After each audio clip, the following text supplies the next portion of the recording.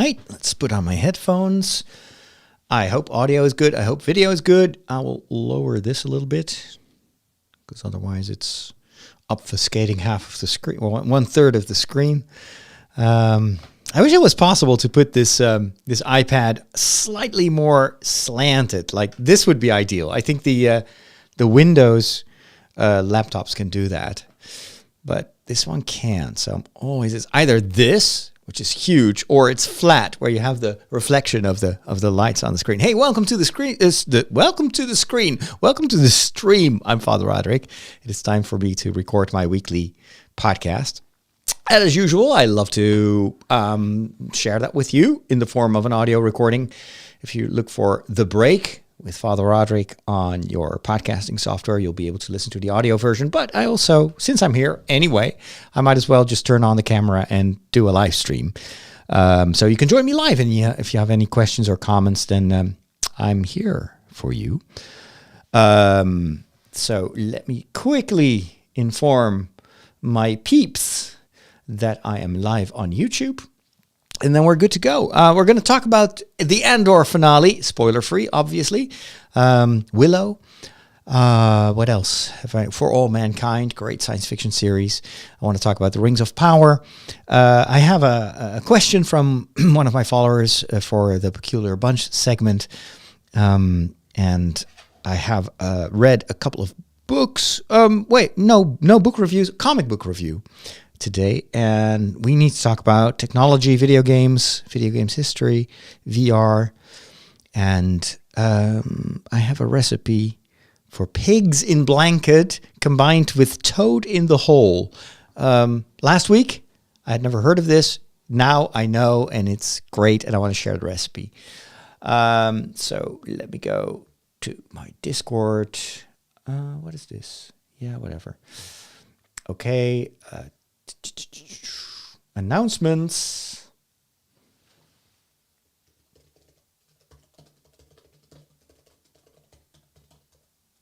Oops. There we go. All right, let's just keep it simple. Normally I would post a direct link to the actual live stream, but I'm running out of time. I had an unexpected visit of some parishioners, so I'm keeping it simple. But maybe I'll still add this to Facebook. So if you're new to the stream, introduce yourself in the chat room. Or not. You can also just lurk in the background. That's what I do a lot when I watch the stream, so don't worry about that. But this is always, we try to create a nice, friendly community around these live streams, so don't be afraid. All right, this on Facebook and then on Mastodon. There we go. I've got an auto poster that posts from Mastodon to Twitter, so that saves me some extra time. Publish. There we go. Yeah, just keep it simple, stupid. Publish. Just a little service communication. How do you say that? Service. There's a word for that in English. That, of course, I can't remember right now. And while you're at it, while you're here on the YouTube channel, if you're not subscribed, I encourage you to do so. And if you have the occasion, check out some of my other videos here. There may be stuff there that you enjoy. This is more and more turning into my favorite place to hang out and just chat. You know, I do my shows, obviously. I occasionally do, commentary stuff.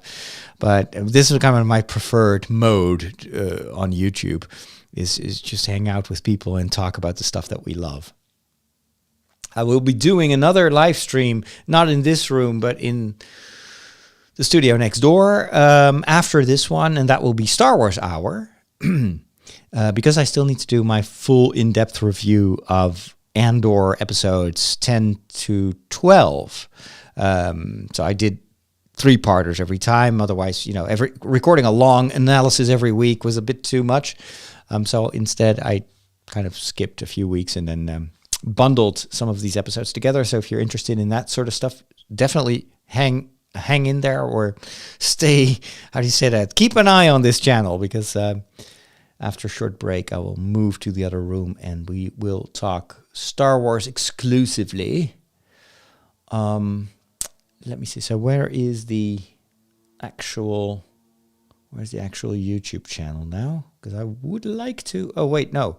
I can just read your comments in the actual software. So hello, Liz and Michiel and Jeremy.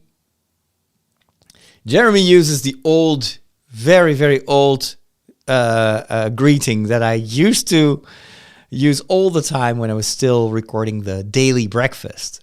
I would always say like, good morning, good afternoon, or good evening. It's true. We were all in various time zones. I'm here in Amsterdam time zone, so it's now 4 o'clock in the afternoon. But it may still be morning where you live, or night. Hey, Johan. And some people actually feel that, since it's already dark outside, 4 o'clock, it kind of feels more like evening than afternoon, but I kind of still consider this to be afternoon.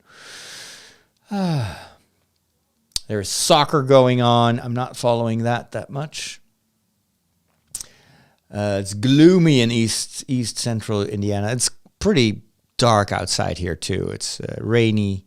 I just recorded the walk in the woods, and my shoes are still completely covered in mud, which means that I'll probably have to clean the house later on, because I didn't even have time to clean my shoes.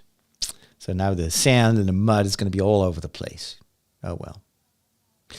Are you following World Cup? No, I'm not. I'll talk a little bit about that in the news segment.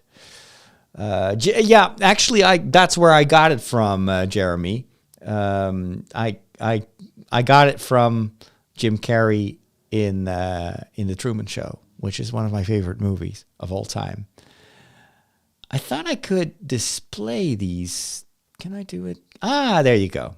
So I can now also show the comments live on screen. But that's where I got it from, because when I started podcasting, it was right around the time that these reality shows were very popular, and that's of course where The Truman Show did its social commentary. I kind of liked it.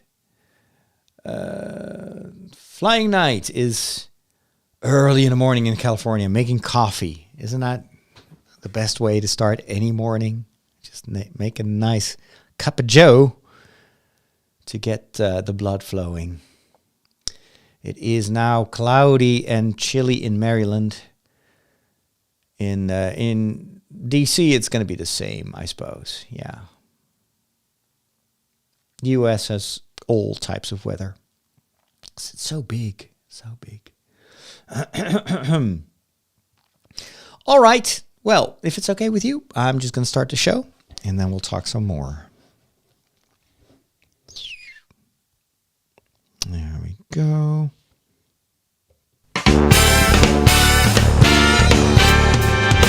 Hey, good morning, good afternoon, good evening, or what are you listening to in the middle of the night? Wherever you are, what time it is, doesn't matter. What matters is you are here and I'm here for another episode of my weekly show, The Break with Father Roderick. Thanks for the privilege of your time.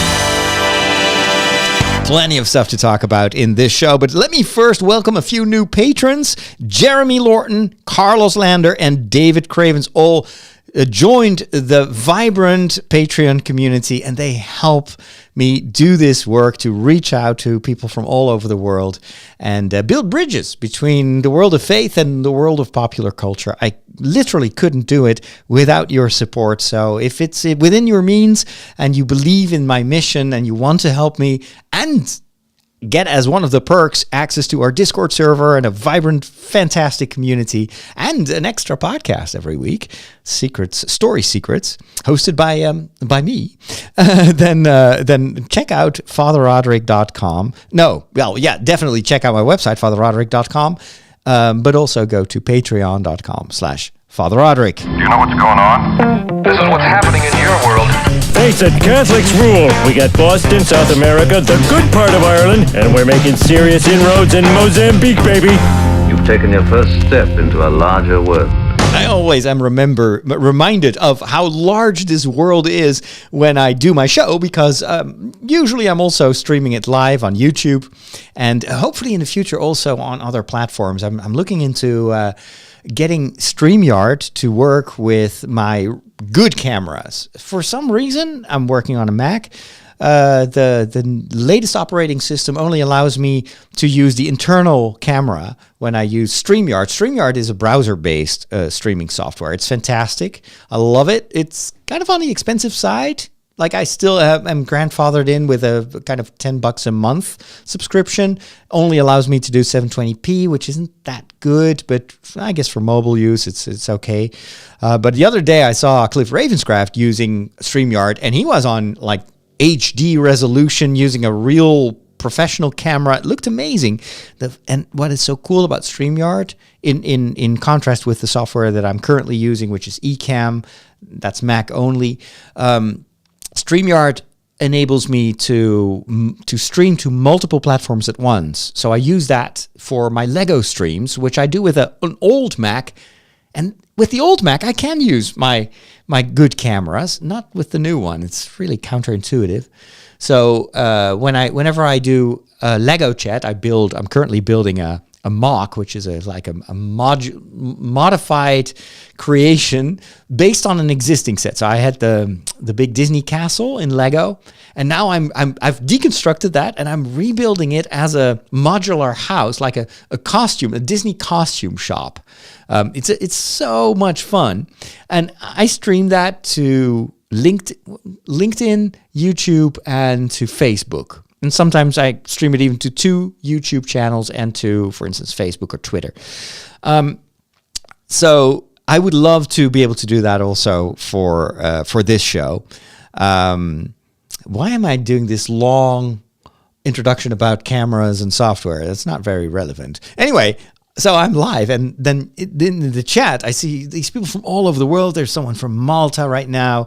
We've got some Dutch people, of course. We've got people from the UK, and then all across North America, different parts. In some places, it's raining. In other parts, it's snowing. It's insane how big the world is, and it's all like coming together digitally in this one place. I absolutely love that. For me, this is the way to connect with the world. For some other people, it may be soccer. Right now, as you know, the World Cup Championship is going on in Qatar. And, well, this is still the first phase, you could say, of the contest. And so a lot of countries are still competing for the next round. And then ultimately Brazil will win. That's usually how it goes. But the Dutch also have a team. I personally, and this is not a secret for anyone who's been listening to me for a while, I'm not into soccer. Never been, probably never will be. So I'm not following that at all.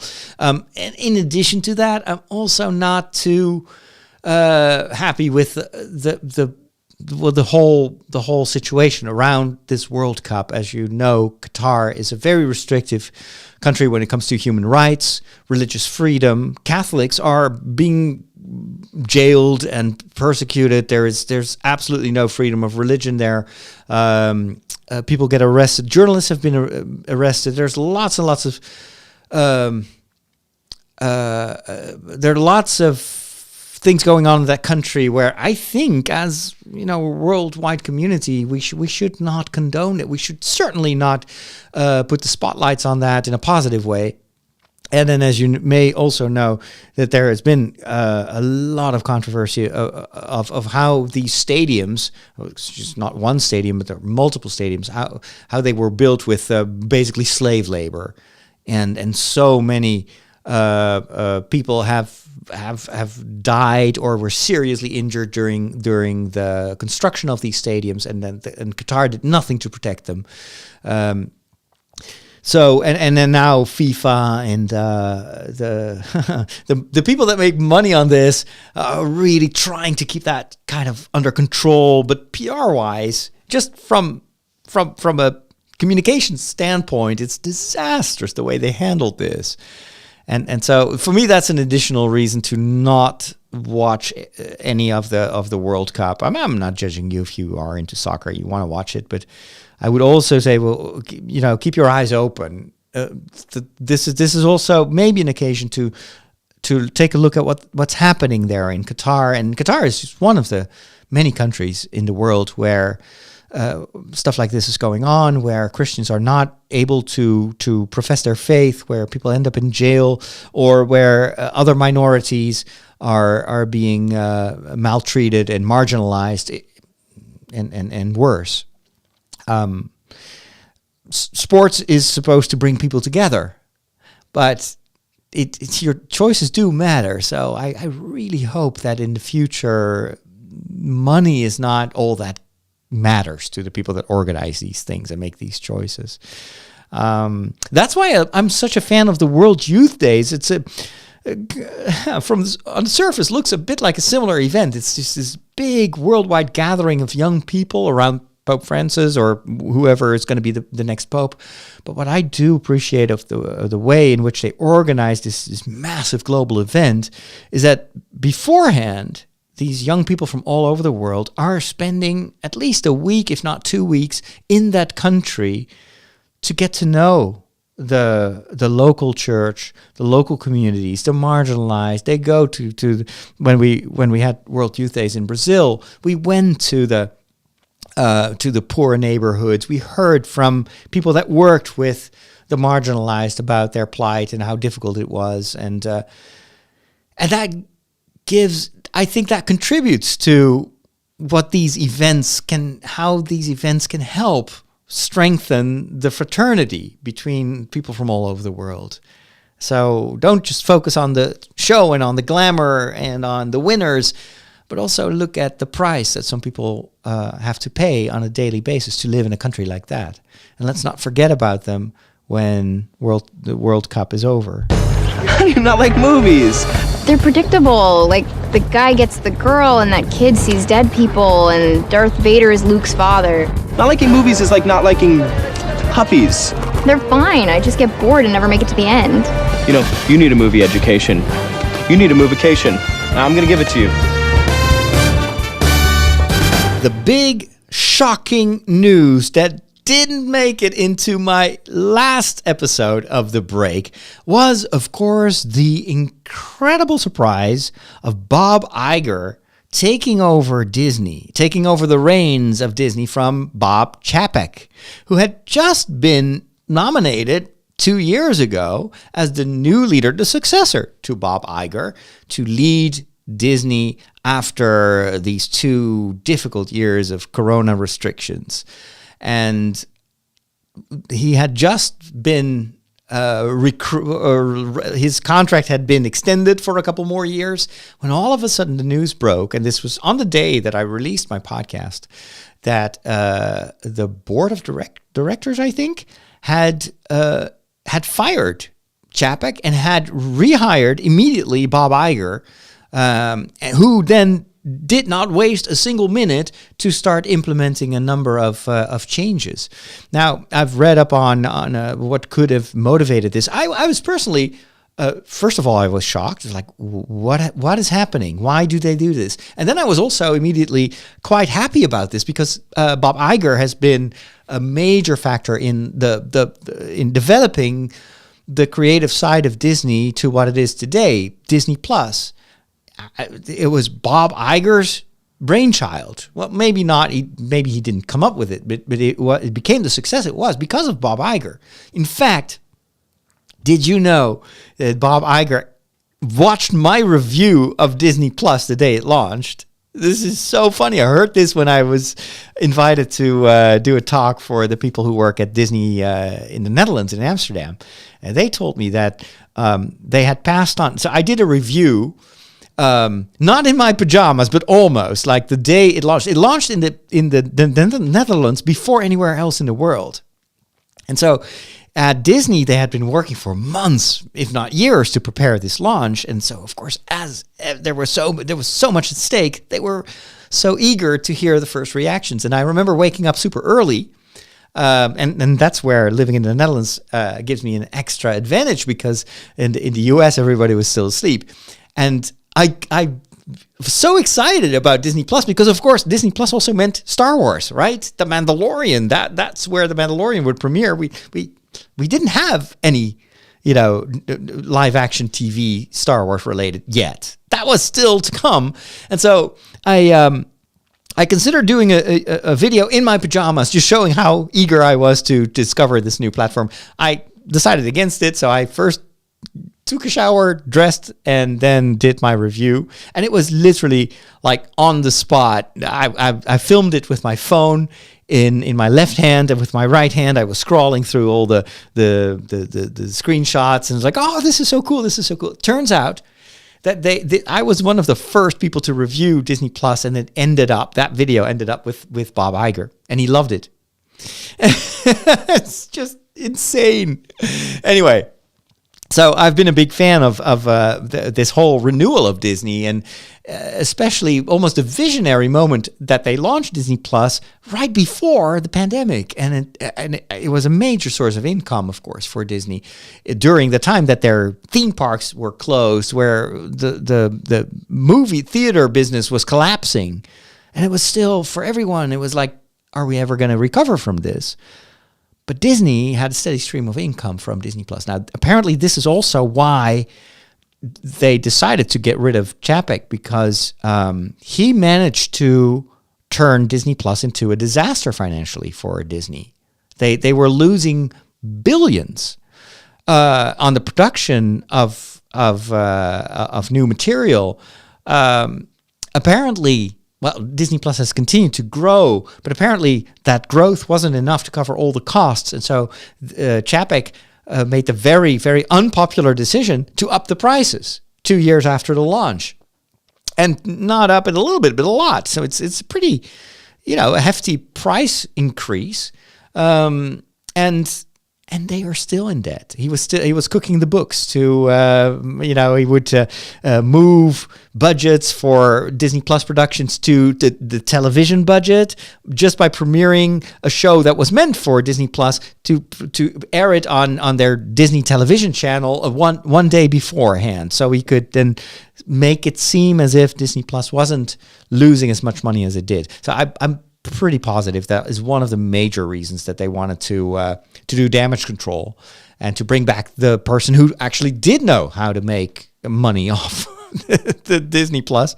And then, of course, there was the whole brouhaha about the theme parks. It's kind of beyond the scope of this segment of the show, but Disney theme parks have always been expensive. I visited Disney World I think almost 8 years ago now, and I was shocked to see how expensive it was just for one day. And then just earlier this year, I was at Disneyland for the Star Wars convention, and there was a Star Wars night, and we got exclusive access to the Disneyland park. But that, of course, the prices. Oh my gosh, I was so glad that I didn't have to pay for that, because it's just beyond my reach. And so apparently Chapek was going to raise the prices way beyond that, and it was so expensive that even hardcore Disneyland fans and people that had been going to Disneyland every single year, they were enraged. There was like, there's no way that we can ever afford this anymore. If you go there with a family, it's like the price of a car. And then, of course, this may have been like a short-term way of making more money, but it also destroys the confidence and the trust of your biggest fans and your ambassadors. Everybody who goes to Disneyland can become a potential advocate and almost missionary of the Disney brand. If they have a good time and it's more or less affordable, they will tell their family and friends, and that generates new interest. But if people are miffed and frustrated because they pay so much, and then apparently the overall quality of the parks was going downhill very rapidly because of shortages in staffing, and just they were kind of cheapening out on a lot of stuff that made the Disney parks so famous, because everything was perfect and nothing broke the illusion. And then when they start saving money on the quality, people don't have that good experience anymore. Plus they are paying way more than ever before. That turns your biggest ambassadors into your biggest enemies. And more, that's what I noticed on the Disney vlogs and on TikTok and on YouTube. You saw disgruntled people that had worked at Disney parks, visitors that were outraged, and it just creates such a negative buzz about Disney. If there's anything that is damaging in the long term, it's that vibe of negativity. And I believe, and then Chapek was kind of the you could say, not really the scapegoat, because he actually initiated a lot of these changes, these unpopular changes, but he definitely became the symbol of Disney taking a wrong turn. And I'm glad that they brought back Bob Iger, who when he left was at the top of his career. And I'm pretty sure that he's only going to be there for a couple of years, maybe just 1 or 2 years. And then he will hand over the reins again. But I hope that they won't make this mistake. Well, the reason that I bring this up in the movie and TV segment is that I believe that this is also going to imply huge changes for Star Wars and for Marvel. Star Wars and Marvel must be, we don't have numbers, of course, but obviously they must be the most expensive elements of Disney. A lot of Disney Plus's back catalog. That's basically just generating money for them. It doesn't cost them anything. Yes, there is Pixar, there's a bit of animation, there's a bit of children's stuff, but all that is still relatively minor compared to the big productions for these two tentpole franchises for Disney. Now, Marvel is churning out movie after movie after movie. I haven't seen Wakanda Forever yet. It's currently in theaters, but actually, I don't even plan on watching it in theaters, because first of all, I know that in a few months from now it will be on Disney Plus, and I'm already paying for that, so I can wait. It's not essential viewing. There's not much. Beforehand they were mostly talking about how this would be a tribute to Boseman, the actor who unfortunately died. But who was the hero of the first movie, and first movie, of course, was a global phenomenon. So there was quite a bit of press around that. But then the movie came out, and the ratings were kind of, it was okay. That was what everybody told me, even the people that I follow. Most of them say, it was okay, it was fun, it was a bit like Thor, the last Thor movie. And I was like, well, actually, that last Thor movie wasn't very good. It was okay. But I don't want Marvel movies to be okay. I want Marvel movies to be, oh my gosh, I cannot wait. I'm going to be waiting in line the night that it premieres. Well, that time is over. And I don't think it's because of the franchise or because people don't want to see superhero movies anymore. It's just because there's too much of them, and the overall quality is lowered, and it feels too generic. Star Wars has a different problem. Star Wars used to be this very exclusive, rare event every 3 years or 4 years. That's how the first trilogy, you got A New Hope, and then nothing for years, and then Empire Strikes Back, and then another 3 years or so, and then Return of the Jedi, and then 20 years of nothing. And then we got the special editions, and then, the prequels. And then another period where there's absolutely nothing, and then the sequels came out, and that around that time, Disney took over. And then they decided, well, hey, we need to make our money back. We are going to make a movie every single year. Basically, trying to replicate what they did with Marvel, which, of course, brought in billions of dollars. And they wanted that for Star Wars as well. Marvel, I remember when I was at Star Wars Celebration earlier this year, Kathleen Kennedy compared Marvel with a factory. It's a well-oiled machine. We know how to make a successful movie time and time and time again. That in itself is already a bit problematic, I believe, because then if it becomes a well-oiled machine, the danger is that it becomes generic and formulaic, which is, I think, one of the issues that Marvel struggles with right now. But then they obviously wanted to replicate that with Star Wars, and obviously everybody thought that they would pull it off. Star Wars has the most enthusiastic fan base ever. Nowadays, unfortunately, also part of that fan base is very toxic. But all in all, there are like 3 generations that love Star Wars that you can sell these productions to. So they were like, okay, we're going to do a movie every single year, which they did. And so we got, the first sequel, The Force Awakens, which was like a feel-good, like best-of kind of movie when it comes to Star Wars. It had every Star Wars trope in it, and it was glorious. I loved it because it didn't break new territory. And then it was all of a sudden it was Rogue One, which, like, what is that? Rogue One? Okay, so it's a prequel to A New Hope. And everybody was super skeptical, and then how is this going to work? It was going to be a war movie. And then apparently there was a lot going on behind the scenes. The movie didn't have direction, and it didn't work. And so they decided to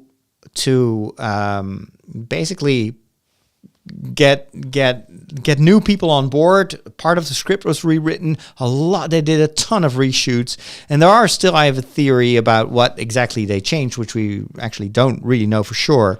But there are some elements in this movie that indicate that the changes were massive, especially towards the third act of the movie. But nevertheless, the final result, despite all the trouble they had filming it, was a huge success because it broke new ground. That was the big difference with The Phantom Menace. The Force Awakens. Force Awakens was like, we love it because we know this. We've seen this before. And with Rogue One, it's like, this is Star Wars, but it's not Star Wars. It feels new. It feels fresh. We want more of this. And then they came with the next sequel, and then Solo. And Solo was the wake-up call. It was like, maybe one movie every year is a bit too much. And maybe we are actually, there's so many problems during production, and then they had to fire the original directors and hire a new one, and it became a financial nightmare. And then the box office revenue was much less than they expected. So then Corona, and then they started to make television. But it was the same mindset: is we need to make our money back. How do we get all these Star Wars fans to become Disney Plus subscribers? Let's do television series, one after another. And so they gave us The Mandalorian, which was fantastic, glorious. It was different. It was daring. It used the new technology with LED screens in the volume. And it was relatively cheap to make. And everybody loved it. And then it's like, we can do this again. Book of Boba Fett, let's do that. And then you started to see that same fatigue, not with the fans, but it became formulaic. And I thought the Book of Boba Fett was a worrying sign of the quality of the writing going down. And so then this television production took up all the attention of everybody involved in Star Wars. Think of the people in the lead, special effects people, but also the art department. You can't do both, like weekly television shows plus theatrical releases. And so everything, when it comes to movies, went on the back burner. We heard that Rian Johnson was going to do a trilogy. Crickets. They would do like a Rogue Squadron movie, kind of loosely based on the Expanded Universe novels by Michael Stackpole. Crickets. didn't materialize. Yeah, some other stuff that needs to be done. And then Taika Waititi was going to do a Star Wars movie that would be very, very different and so funny, and he's so talented. Crickets. Nothing. He did Thor, and then we didn't hear about him anymore. And so on and so forth. Now, the rumors are that Damon Lindelof is writing the script for a Star Wars movie, and that will actually be the new one. I love Damon Lindelof. I think he's amazing. What he did for Lost is incredible. Everybody associates it with what's his name? Anyway, doesn't matter. I didn't think he got credit enough for what he did with Lost. He's a massive Star Wars fan. He's a very talented writer. He's funny. I think he's got the perfect mix of talents for Star Wars. But like, where does this come from? Why don't we hear anything about this? It looks as if they are changing their mind every single month when it comes to these theatrical releases. And then Andor arrives. And Andor blows everybody away. It's just so incredibly good. And it's so good because it's different. It is what Rogue One did for the movies. It's a new genre, a new style. And this was the same for television. It felt real. More real than anything we've ever seen or read in the Star Wars universe. And it just struck gold. This was absolutely stunning. And I still think it's one of the most impressive Star Wars productions that I've ever seen. Movies included. I want movies on this level, with this kind of writing, with this attention to detail and this modern storytelling. It is absolutely fantastic. The finale, I won't spoil anything in case you haven't watched it yet, but it is so masterfully done, especially if you consider that this is television. They're working with a very restrictive budget. And yet it feels like a theatrical movie, even though, of course, they had to compromise on what they can show in a finale like that, considering, the sets you've built and the budget for the special effects. But nevertheless, story-wise, it was phenomenal how they brought all these characters together, how they gave us a satisfying conclusion, and at the same time whetted our appetite for season 2. It's one of the best things that Star Wars has ever seen. But it also reminded me of why we need movies. Because this felt like a movie. And I think if you could put Tony Gilroy and the people that made Andor, if you can put those on a theatrical series, I think it will elevate the Star Wars franchise to new heights. I think it will surpass anything that has ever been done in the Marvel universe. Because the writing, because the potential of the stories and of the universe that George Lucas created. And I think that Bob Iger is going to be the one who will actually move that forward. I cannot imagine that he is going to just sit there and watch how Disney Plus just continues to do the same thing over and over again, not making enough money. I do believe that he knows the value of these tentpole productions that challenge the writers and the creators and the Star Wars people that prevent them from being complacent with what they do now. It challenges them to surprise the fans, like what Andor did. Everybody was like, oh my gosh, it restores my faith in Star Wars. And I can understand that mindset. I tend to be more positive about Star Wars, even about the television shows. But if you consider Obi-Wan Kenobi and just a massive potential of that series, and then to see what a relatively cheap production it was, how cheap it looked. I loved the writing. Don't get me wrong. I love the characters. I love the actors. It was all brilliant, but it deserved a bigger production. It deserved more investment. I want Obi-Wan Kenobi to be like Andor. and I believe that they absolutely should do a sequel to the Obi-Wan Kenobi series.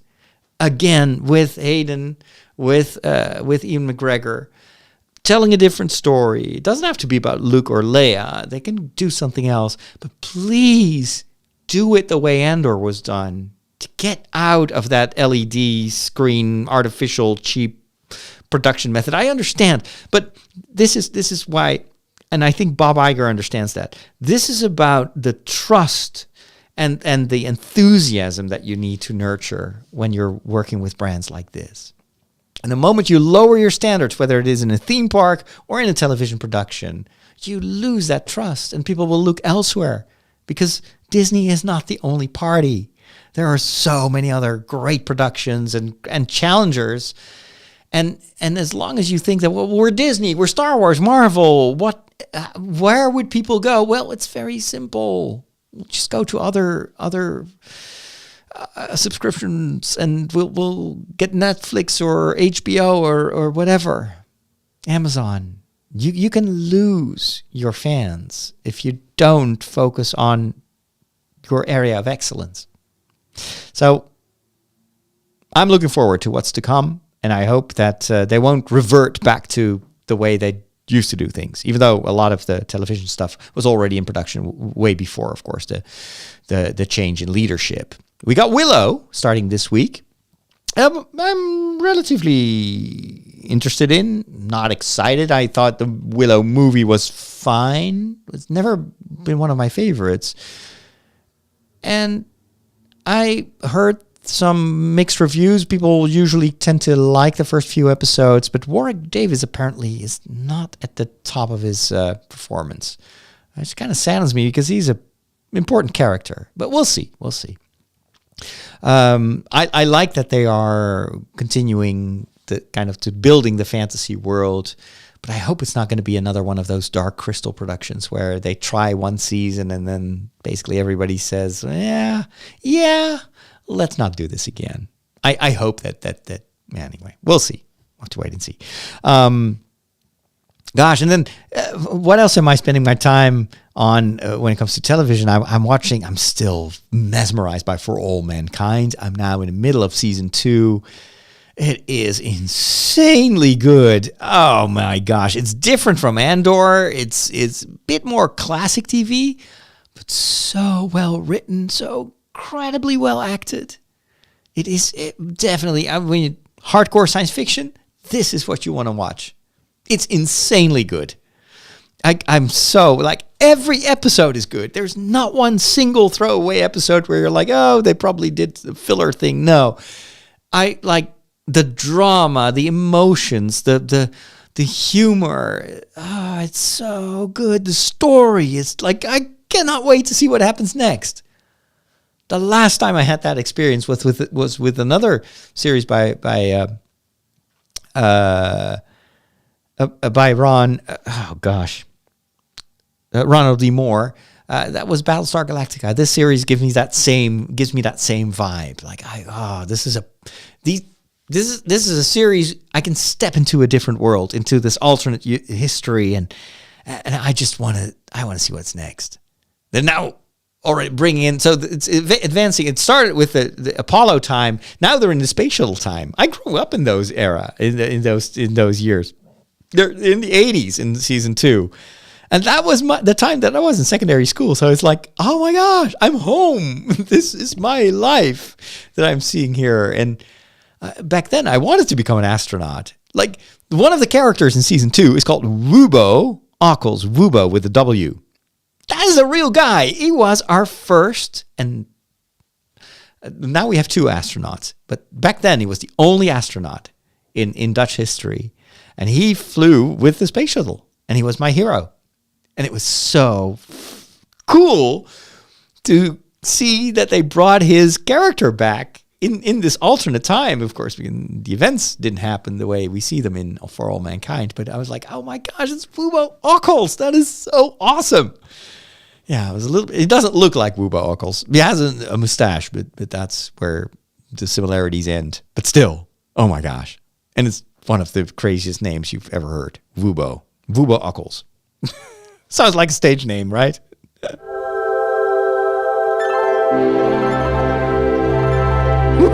Catholics rock!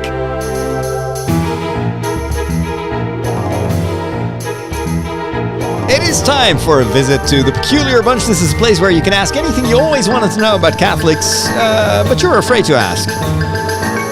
Catholics can be a peculiar bunch. No meat on Friday. Oh, meat? What do they eat? Light bulbs? Today I want to answer another question that was asked by one of our patrons over at patreon.com/Father Roderick. Man, you guys got more crazy rules than Blockbuster Video. We're heading towards the second Sunday of Advent, which is the time of preparation for Christmas. If you want to get a refresher of what that all means, make sure you listen to the previous episode of this show. Liz wants to know, I heard two bits of information with regard to how we should approach Advent this year from two different sources, but both are English. One from a handout thingy from church printed by our diocese, and the other by a Franciscan priest who does videos from the Diocese of Leeds. That approach is that this year, Advent is divided in two parts. The first part, from this first Sunday up until December the 16th, we should focus on the second coming of Christ. And then after that, we focus on the first coming of Christ. And that got me thinking, has this come from Rome, as suggested? Is this as a suggested approach to Advent worldwide? Or is this a thing that is decided by local bishops? Is this like something in my country, or is this worldwide? Thanks for answering. Well, it's interesting. These two aspects are obviously very much linked to the time of Advent. Advent, advenire in Latin means coming. So it's all about this Messiah that was promised for many centuries, that people at the time of Jesus were looking forward to, just like any faithful Jew was hoping that this prophesied Messiah would come and deliver them and start a new reign of prosperity and God's blessing over the country, blah blah blah, whatever you want to associate with deliverance, and then ultimately this promise was fulfilled in the first coming of Christ, which is the birth of this small child with his mother Mary, a virgin, even though she became the mother of Jesus, and then Joseph, who was a father to Jesus. But it's a child of the Virgin Mary and the Holy Spirit. He is both man and God at the same time. Two natures, one person. And everything hinges on his first coming. That was the biggest change in history, because God entered our world. He was always present in all the stories of the Bible as the one who leads his people, who loves them, who forgives them, always sends his messengers, his prophets, sometimes even uses events in the history that were unfortunate, wars and famine and whatnot, to shake up his people, to wake them up, to hopefully lure them back to following his path and his commandments. But then he ends up sending his own son, who becomes one of us and is at the same time still God. And that opens the future. And he died for us and went back to his Father in heaven, but not without promising us that he would return. One day, someday, when? Nobody knows.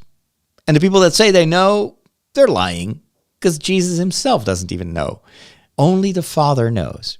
And so it's this second coming, this expectation that one day Christ will return, and that will also hallmark the end of our history, the end of the world as we know it.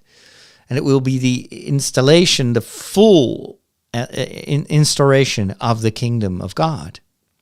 We are still in this in-between phase where we have been delivered. Christ has walked with us, but he also will come back. And so the world in which we live isn't yet perfected.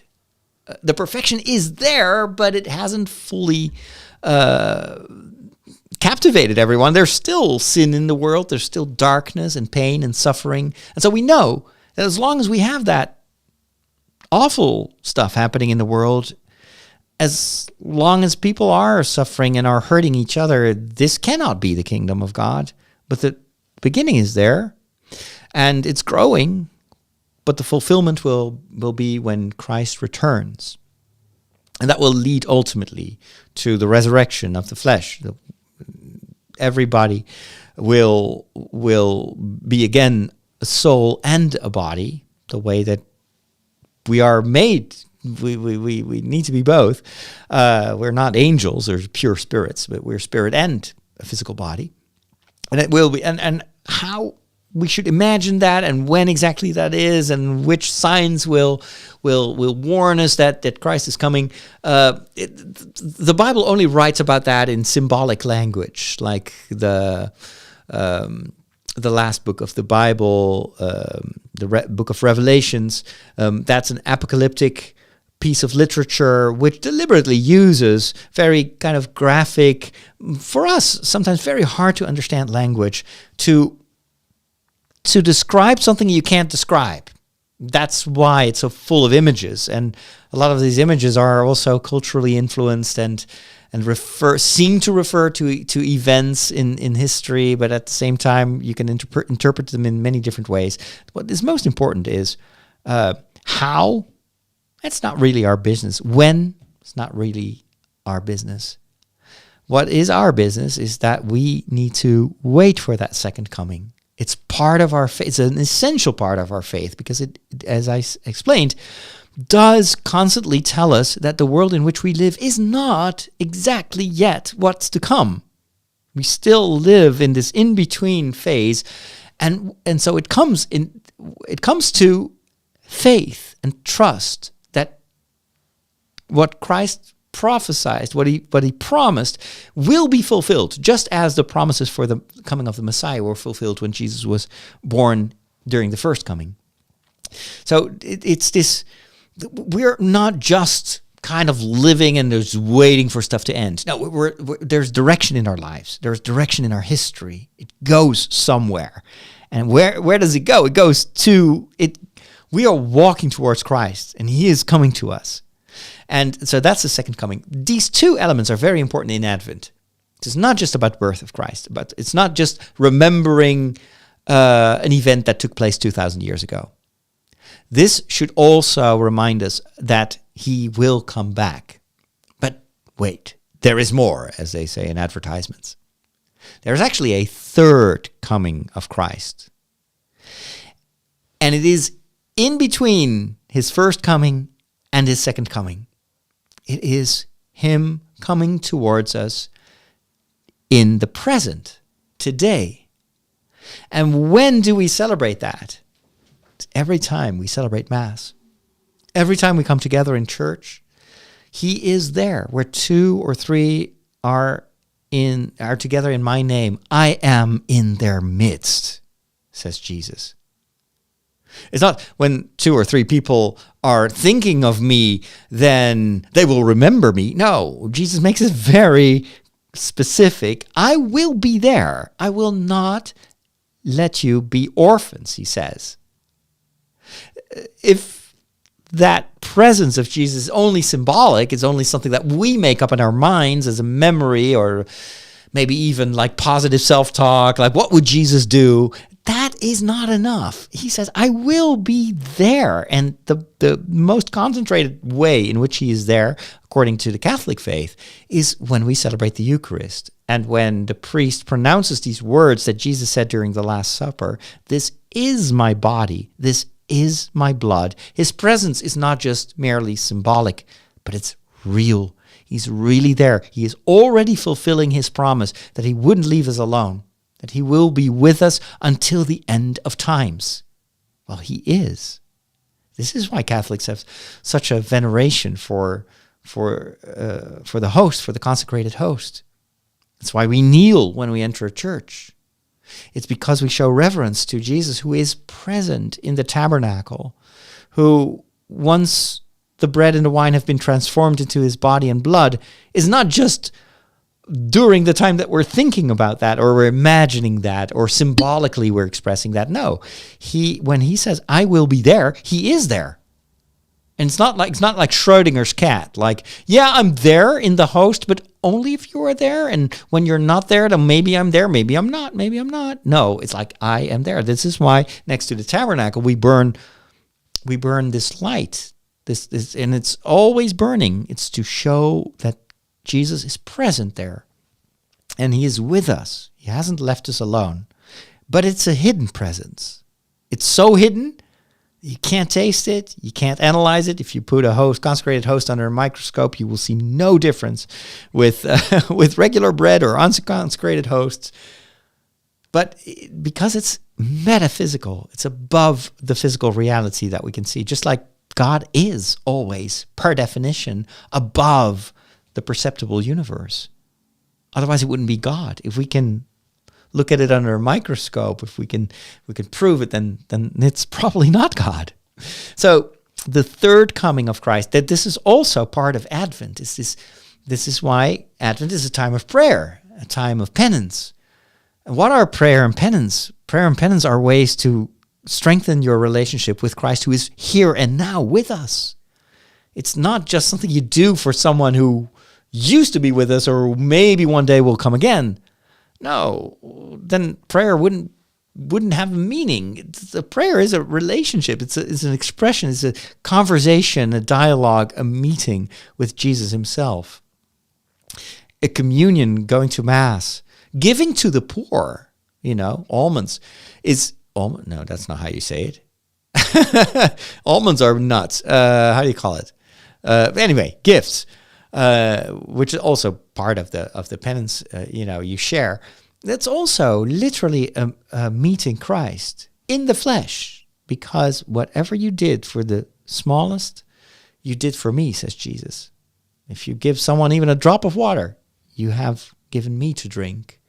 And that's what you will be judged upon later on when I come again. What have you done for me?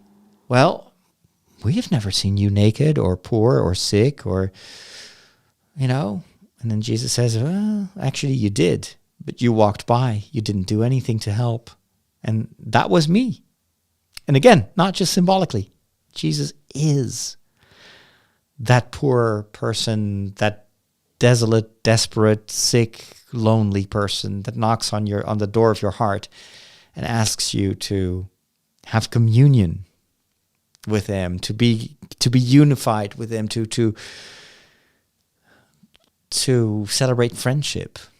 So anyway, it's the three comings of Christ. Now, is this whole division into, well, the first part of Advent is about the second coming, and the second part is more?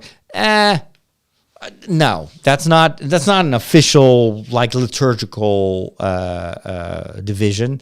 However, obviously, since the church is very, very much a teacher, this is of obviously how the readings are structured. So the Sunday readings, they do remind us of that second coming.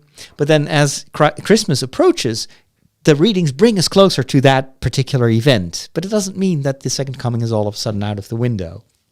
It's always in the church, Catholic Church is always and, not and or. It's not like the first part is second coming and the second part is the first coming. No, it's everything at once. And it's also the present coming of Christ. It's all three together. It's and. So how do you, it's kind of a bit of a mind warp to think, how am I going to process all that? Well, you don't have to. You just live the liturgy and you become part of something. You don't need to always think about your faith or express it for it to nourish you. That's what I love about Catholic liturgy. It's meant to step into. It's a world, it's a ritual you step into. It's not just yours. It doesn't depend on you. It doesn't always have to speak exactly your language. It's a mystery, and you step into it. And then it envelops you, and it nourishes you, and oftentimes in a way that you can't even really express intellectually or in words. It's not necessary. That's why art is so important in the church, and music.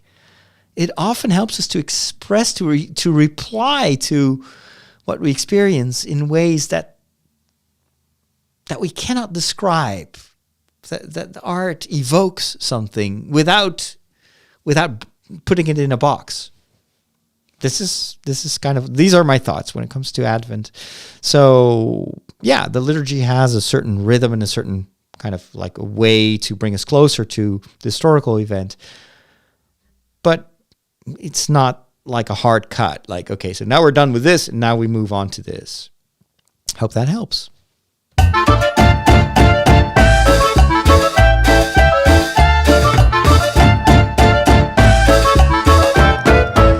Before I tell you about books, let me dive into the kitchen here, and I want to share with you something I made for Thanksgiving. Now, obviously, Thanksgiving is a North American ritual, and not something that we celebrate here in the Netherlands.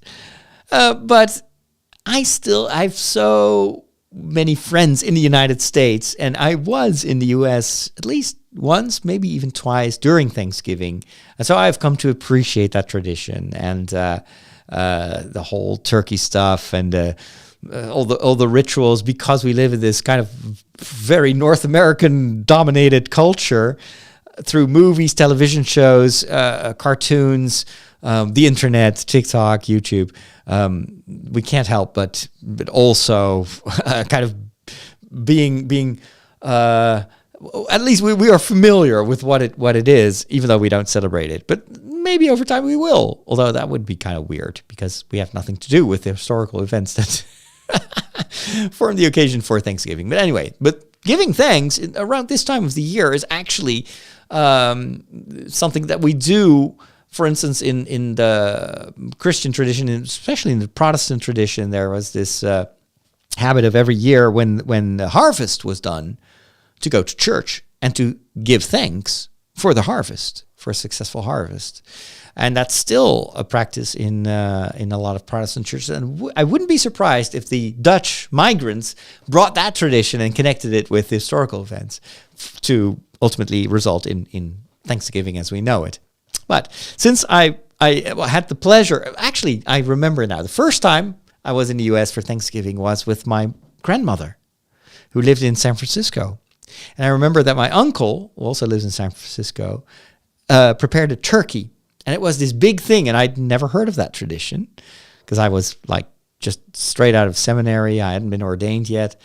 And but I was also done with my study, so I had this extended time off, and he insisted on making the turkey. My grandmother didn't like it at all because she didn't like turkey. Plus, she was like, why would you cook something like a big chicken like that and do or nothing on the side? And she of course was Chinese, and she was a very, very good cook. Oh my gosh. But my uncle was like, no, I have to do this.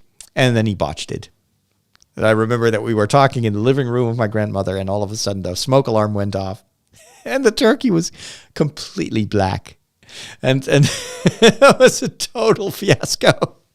So we cut off all the dark, charcoal pieces, and then we ate the rest. And my grandmother was like, told you so. The second time I was, I think I was with Captain Jeff and Linda for Thanksgiving. And it was wonderful, and that's where I got all the side dishes, and it was so perfect. Plus, I loved the idea of getting together for a family meal, and then everybody was helping in the kitchen to prepare, and I have such fond memories of that evening. It was wonderful, and so last week. So Inge, who also is our community manager, she's been with me to the US at least once, several times actually. So she also is very familiar with the tradition, and so I was like, hey, do you want to come over and we'll just prepare a Thanksgiving dinner? And so that's what we did. We didn't do turkey because I'm not familiar with that, and plus it's expensive, and what am I going to do with an entire turkey? But I just asked Inge, do you have a recipe that we can make? Just surprise me. I'll do the shopping if you come up with a recipe. So she said, let's do pigs in a blanket, toad in a hole. I was like, okay, I've never heard of that. It's not an American recipe. Apparently it's from England. I may be wrong, but so, and it's actually 2 dishes, which I only discovered after we ate it and then when I posted pictures on the web. But pigs in blanket is actually just sausage with bacon around it. And so I think it should be actually small sausages with wrapped in bacon, and then you just put that in the oven, and it's a nice snack. Pigs in blanket, so yeah, it's the blanket is the bacon and the pig is the pig, but it's all pig. And then the toad in the hole is something totally different. It's this kind of very fluffy, kind of like very thick pancake thing. And but the recipe combined the two. So it was pigs in blanket inside a toad in the hole. Now, toad in the hole has nothing to do with toads, but it looked so good. So the photo, I think I will post a link in the show notes on fatherroderick.com. The photo looked absolutely delicious. You would see this. Dismiss the thing. Let me just zoom in here. It showed a whole bunch of sausages swimming in this big, fluffy, golden brown, yellow cake. It looked fantastic. Plus, it was actually super easy to prepare. So here's the method. You need to have plain flour. I'm not going to do the quantities. You'll just go to the link. Mustard powder, or we just use regular mustard. Eggs, quite a few eggs actually, 4 eggs. Milk, streaky bacon, sausages, any type of sausages, and some sunflower oil, and then make some gravy and maybe some steamed veggies as side dishes. We just made fries, and I think I made a lettuce salad. You tip the flour and mustard powder in a bowl, beat the eggs until smooth, whisk in the milk a little at a time until all of it has been incorporated and the batter is lump-free. Inge did that. Season and set aside. We forgot the seasoning, but because the sausages are also very salty, actually didn't end up missing the salt. Wrap a bacon rasher around each sausage. Then heat the oven to about 220 degrees Celsius. Drizzle the oil into a large roasting tin. I just used a pan, a carbon steel pan. Put in the oven for a few minutes to heat up. Then add the pigs in blanket in the hot oil and coat them a little bit. I did that in the pan before I put it in the oven because, why would I just use like a piping hot pan from the oven if I can just do that on the induction heater? So anyway, the pigs in blanket need to be caramelizing a little bit, and then you roast it in the oven for about 15 to 20 minutes, turning over the sausages halfway through until they are sizzling and browned. Then carefully remove the pan from the oven, and working quickly, pour the batter around the pigs in blankets. Return to the oven and bake for 25 minutes without opening the oven door. And then what happened was that the whole batter started to rise, and it became this big fluffy cloud of yellow, brownish, golden deliciousness. And then the sausages were kind of wrapped into this cloud. You could still see them a little bit, and they were turning like red, and it was, the smell was fantastic. And then after 25 minutes, when the toad in the hole is ready, and puffed up and deep golden brown, you take it out of the oven, serve it with gravy. Oh, I'm actually so sad that I don't have any leftovers. But I actually liked it a lot better than turkey. And it's a ton cheaper. It was delicious. Go check out the recipe on fatherroderick.com. When did you become an expert in thermonuclear astrophysics? Last night. The packet. The extraction theory papers. Am I the only one who did the reading? All right, I'm still reading my books. I'm still on schedule. Love, love, love reading every single day. I actually, just before I started recording this, I got a couple of boxes from parishioners, new parishioners that moved here from The Hague. Or actually, they are from Delft, which is not far from The Hague. And they had a friend who was a priest who unfortunately died, and he left a huge library of books. And they sent me photos, and there's, are you interested in any of those books? But there were hundreds and hundreds and hundreds of books. I like books. And so they ultimately, like I didn't really have time to go through all those photos. And so they made a selection for me, and they brought them to my place just an hour ago. So I'm looking forward to reading a couple more of those books for my reading list.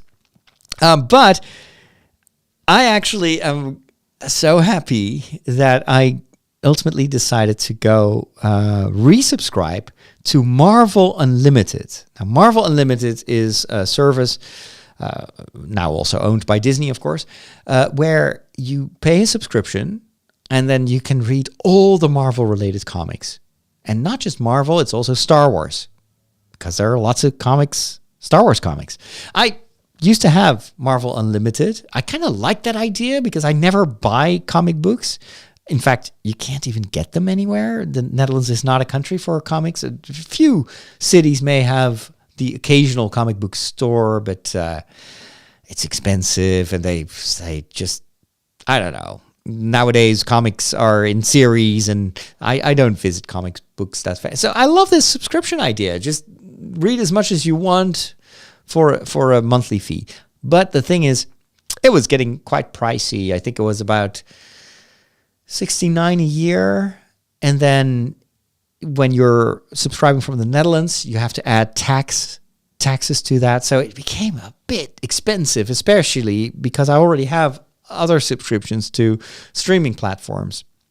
But I did miss it. I was like, especially with the Star Wars stuff, and then with Ms. Marvel and Moon Knight. I love those television series, but it was just one season. I want to know more about these characters that I love so much.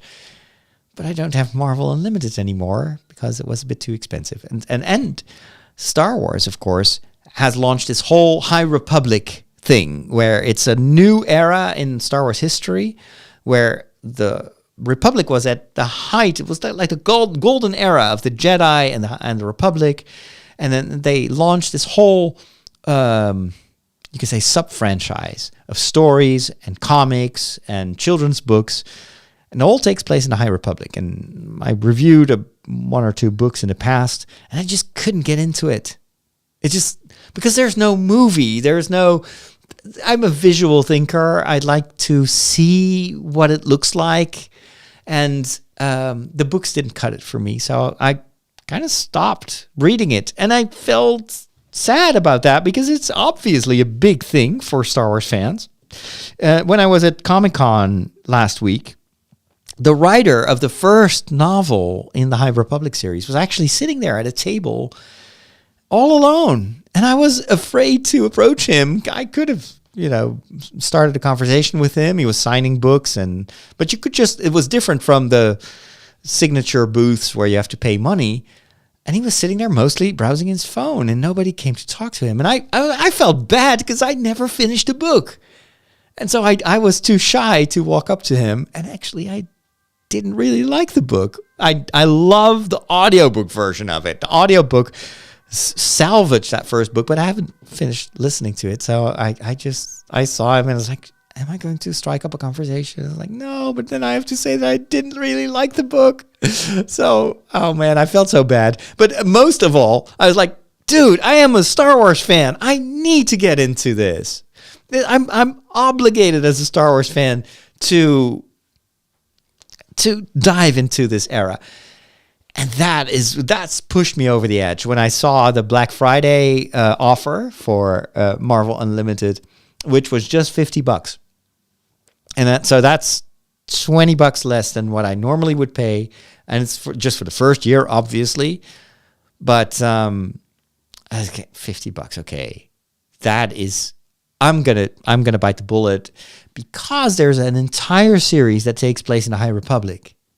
and it uses characters and situations and events from the novels, but it's visualized and it's canon.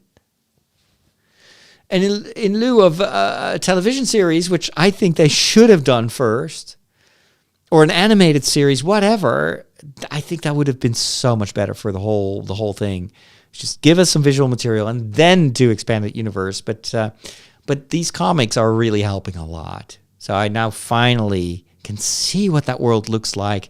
And through the comics don't copy the novels, but they do refer to the same events. And I think that once I've read through those series, it will be much easier to get into the books. That's what I hope. So I'm a happy camper again.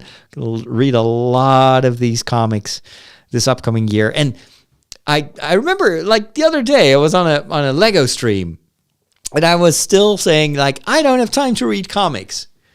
And that's true. The reason that I stopped my subscription 2 years ago was that I was subscribed and I never read the comics. But my life was different. I lived in another parish. I had full-time work in television. I never read books, let alone comic books. Nowadays, my life is so totally different from what it was. And most importantly, I have the habit of reading all the time. I read 100 novels or 100 books in 1 year. Comics are easy. And I have this big iPad, which is perfect for Marvel Unlimited. So, yeah, I'm thinking it's going to be a very different experience from a couple of years ago. So there you go. John Domek, my good friend, he also is subscribed to Marvel Unlimited, and he was like baffled that I stopped my subscription. It's like, dude, you should read comics. And I was like, yeah, ain't nobody got no time for that.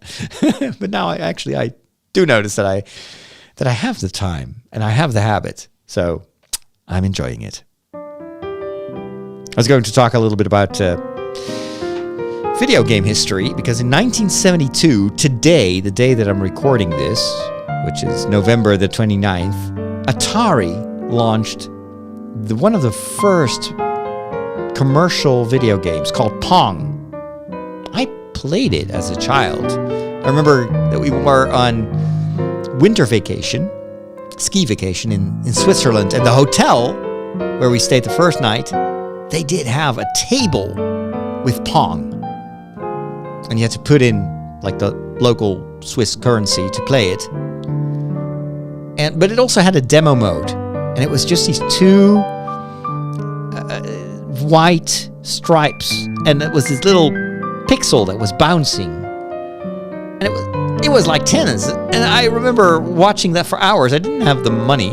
My parents wouldn't pay for me playing that game. But I just watched the demo for hours. I was like, oh my gosh, it's a television inside a table and it's a video game. I want more of this. Well, the rest is literally history. We've come a long way. Here's my inspirational quote to wrap up the show. If you can't write 2 pages, write 1. If you can't work out 60 minutes, work out 20. If you can't pray for 20 minutes, just pray for 5. It's all about the habit of showing up. Have a wonderful week, and we'll talk soon. God bless.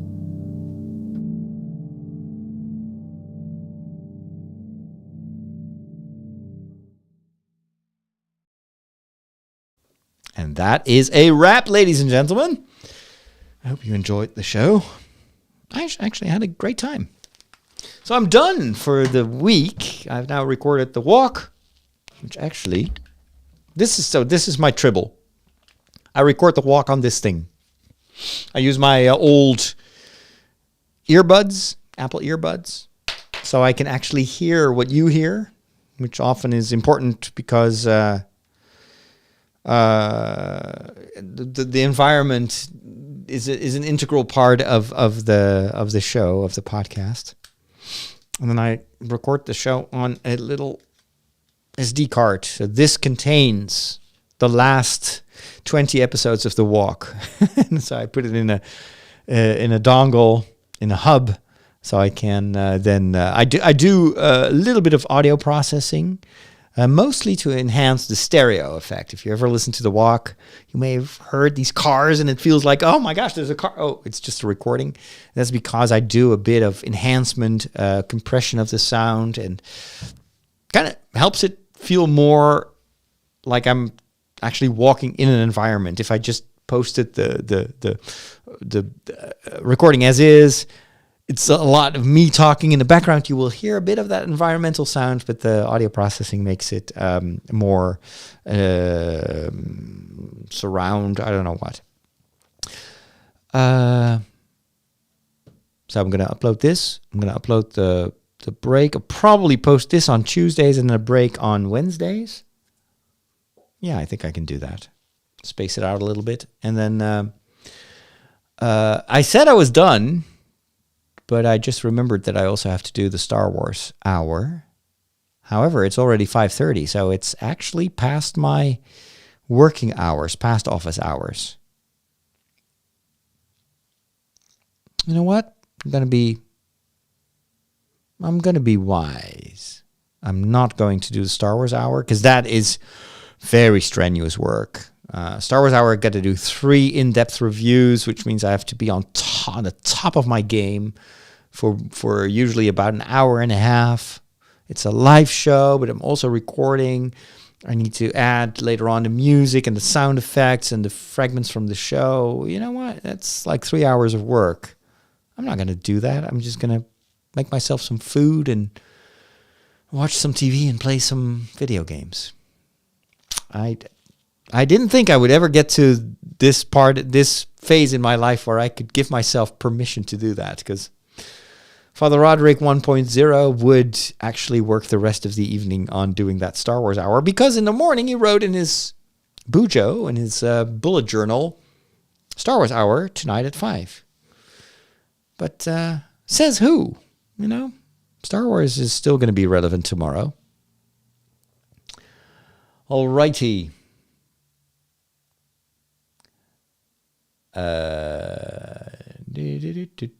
Okay, let me just read through your comments here. Get my reading glasses.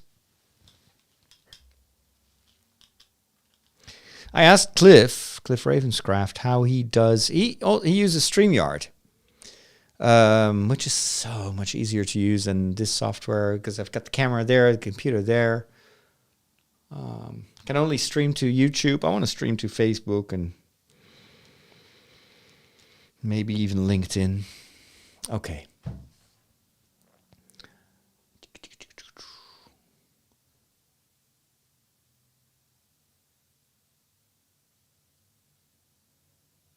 It's dismal and murky in Leicester. Oh boy. What else is new in the UK? So I'm not following the World Cup as I explained.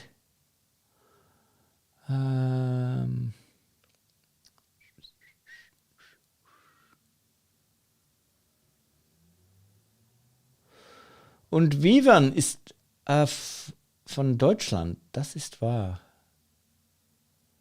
Herzlich willkommen. Paul is there. Johan says, I heard from John Campia that Kathleen Kennedy will also be out, but they're keeping the news not to disturb Indiana Jones 5 marketing. And they've been saying that for years now, that Kathleen Kennedy was going to be fired. It never materialized. I don't know. Kathleen Kennedy also greenlit Andor. She brought in billions for Disney. I'll have to see it before I believe it. I'm skeptical. I don't mind Kathleen Kennedy being there, actually. I don't see why that is such a why people have such an issue with her.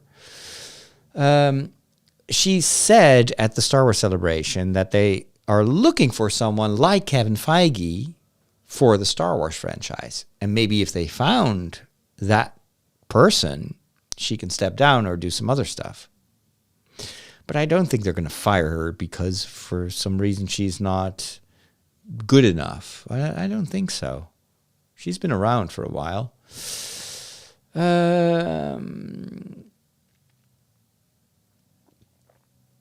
Yeah, I'm also wondering how they will do the transition from season 2 to Rogue One. Chef ST1 from Arizona, from Native Reservation. That's so cool. Welcome.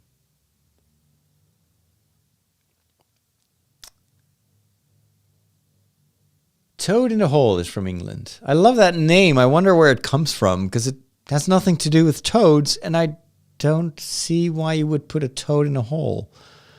I need to look up the etymology of that recipe. Jeremy says, my family in church uses Thanksgiving as a time to sincerely give thanks for everything we have. Oh, I can just show you the comment. I always forget. There you go. My church uses the holiday to gather meals for families in our area. That's wonderful. We donated enough this year to feed 150 local families for a week. Oh, wow. Well, that's brilliant. That's a way to use traditions to change the world.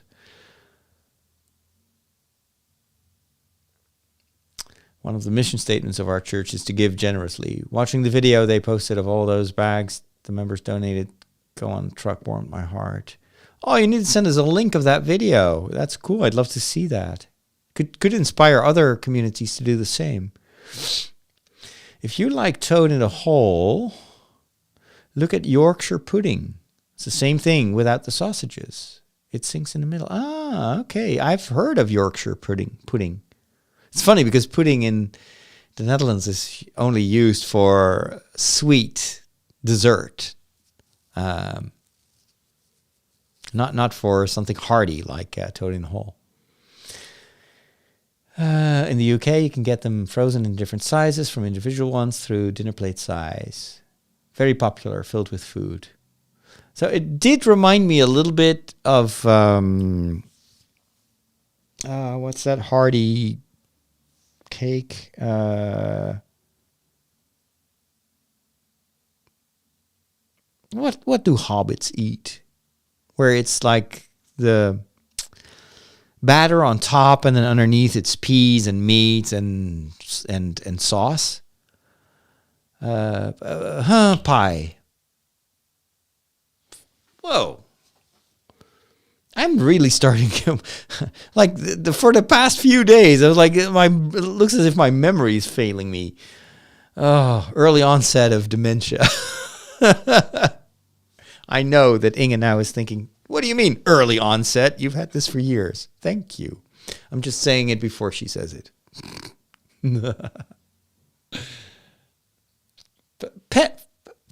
Shepherd's pie. Like peasant's pie, farmer's pie, shepherd's pie. That's it. Hey, I came up with that without looking at the chat. But shepherd's pie is also like, it looks almost like something sweet.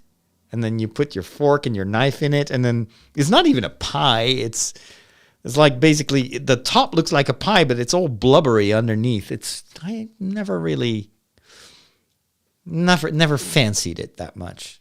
Because I want a pie to be a pie. That's why Toad in a Hole is like, this is a pie. I understand this. But something that looks like a pie, and then you can't even turn it into a nice triangle on a plate. That's not pie. That's a pond covered with pie. Did you get to try black pudding? Yes, I did. Loved it. Oh, that was actually a question to Jeremy.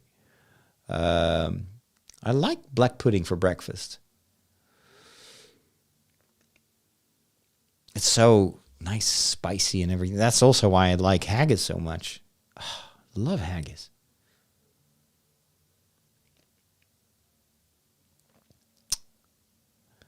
Michiel goes full Homer Simpson. Black pudding. Blood sausage. Oh, it's so good. Inge has a throat infection, and oh boy. It's not fun, and it can last for more than a week. Pong. licorice. The Dutch love licorice. It's very good if you have a sore throat. Just suck on licorice. Liz, you don't like black pudding? Seriously? Really? That really surprises me that you don't like black pudding. It is so good.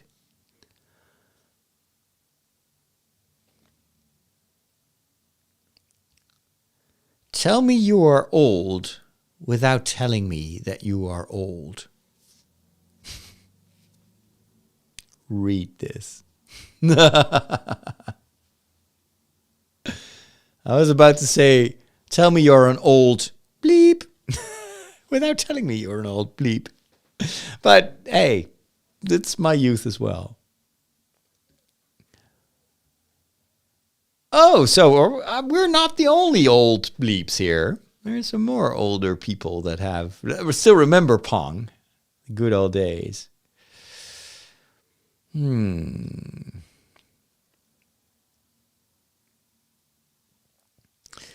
The white owl in the back. Yeah, let me show you.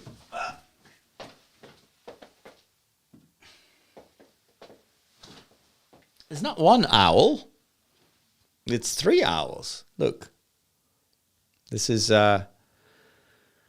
daddy or mommy owl, and then these 2 are little owl kittens, owl puppies. I love the way that this one looks to the adult owl. Like, please, sir, can I have some more mice? All right. I got it because I wanted to have a white owl, like a Harry Potter owl, and they only had this one. But I thought it looked nice. And in a way, it's kind of what I try to do, is also, take people under my wings and pass on a little bit of wisdom, hopefully. All right. I still am going to make the big Lego owl one of these months. Oh, I'm going to do Lego. Oh, maybe not tonight. I think I'm just going to watch anime.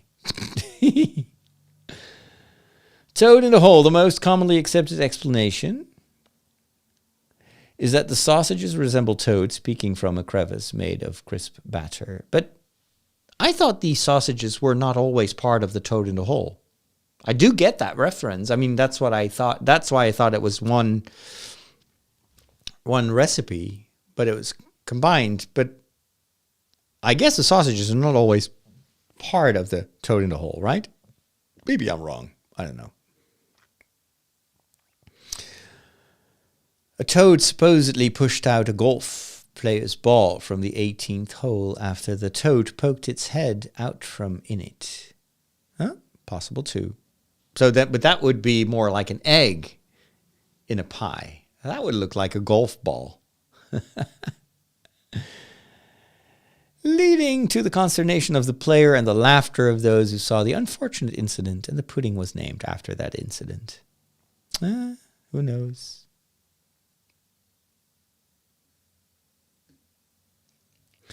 Shepherd's or cottage pie is wonderful, especially on dreary days, real comfort food. But it's so messy. Huh. To the old bleeps. I went 53 weeks ago. Oh, you're a youngster. Growing up like a nerd with games and comics. Woohoo.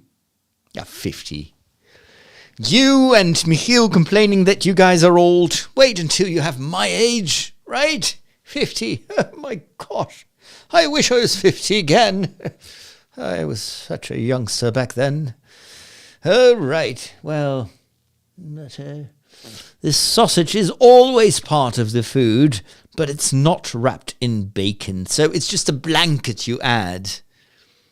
Interesting. So basically, toads are like pigs without a blanket, but still in a pie. Interesting. I wonder if you could put real frogs in a pie. After all, you can eat frogs, right? Well, at least some of them. Maybe that's a recipe for another day. All right. I need to go to the kitchen now because all this talk about pie makes me hungry. We'll talk soon. Have a good night and see you later.